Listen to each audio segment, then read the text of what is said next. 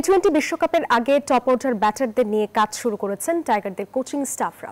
মিরপুরে জুনিয়র তামিম, পারভেজ ইমন, সাইফদের ব্যাটিং কৌশল নিয়ে কাজ শেষে কোচ সালাউদ্দিন বলেন, টি-20তে বেশ এগিয়েছে বাংলাদেশ। জাতীয় দলের ব্যস্ততা নেই খুব বেশি, তাই টাইগার ব্যাটারদের নিয়ে কাজ শুরু করেছেন জাতীয় দলের কোচিং স্টাফরা। মিরপুরের নেটে পারভেজ ইমন, জুনিয়র তামিম, সাইফ হোসেন ও সোহানদের ব্যাটিংয়ে নতুন কিছু যুক্ত করাই যেন প্রধান লক্ষ্য হয়ে দাঁড়িয়েছে সিমন্স, আশরাফুল ও সালাউদ্দিনের। ঠিক ম্যাচে যেভাবে ব্যাটিং করেন দুই প্রান্তে দুই ব্যাটার, সেই দৃশ্যই দেখা গেল হোম অব ক্রিকেটের প্র্যাকটিস গ্রাউন্ডে। ব্যাটাররা যদি নিজেরা নিজেদের ভুল শুধরাতে পারেন তাহলে সেটাই হবে বড় প্রাপ্তি, বলছেন সালাউদ্দিন।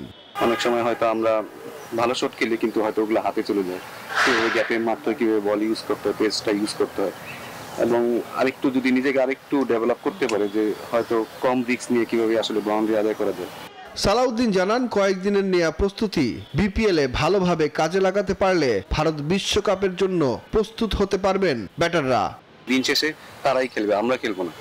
তারা যত ভালো ডিসিশন নেবে, তারা যত ম্যাচিউরড হবে, তাদের গেম সেন্স যত ভালো হবে, তত তারা ভালো অ্যাপ্লাই করতে পারে।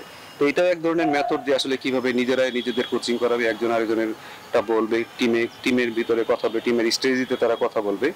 তবে গেল এক বছরে টি-20তেই বেশি উন্নতি করেছে বাংলাদেশ, মত সালাউদ্দিনের। যতটুকুই সাফল্য আসছে এটা টি-20 থেকেই আসছে, কারণ আমরা এটা রেগুলার সিরিজ খেলেছি একটার পর একটা, এবং একটা প্ল্যান অনুযায়ী আমরা এগিয়েছি। ওয়ার্ল্ড কাপের প্ল্যান করে আমরা এগিয়েছি। এখনো হয়তো ইমপ্রুভমেন্টের আরো কিছু জায়গা আছে। বিপিএল শুরু হওয়ার আগ পর্যন্ত জাতীয় দলে থাকা ক্রিকেটারদের নিয়ে কাজ করে যাবেন টাইগারদের কোচিং স্টাফরা। সুখন সরকার, নিউজ 24, ঢাকা। যুক্তরাষ্ট্রের এক নম্বর জিম চেইন গোল্ড জিম এখন আবারও বাংলাদেশে। বসুন্ধরা আবাসিক এলাকা ও বসুন্ধরা সিটি শপিং মলে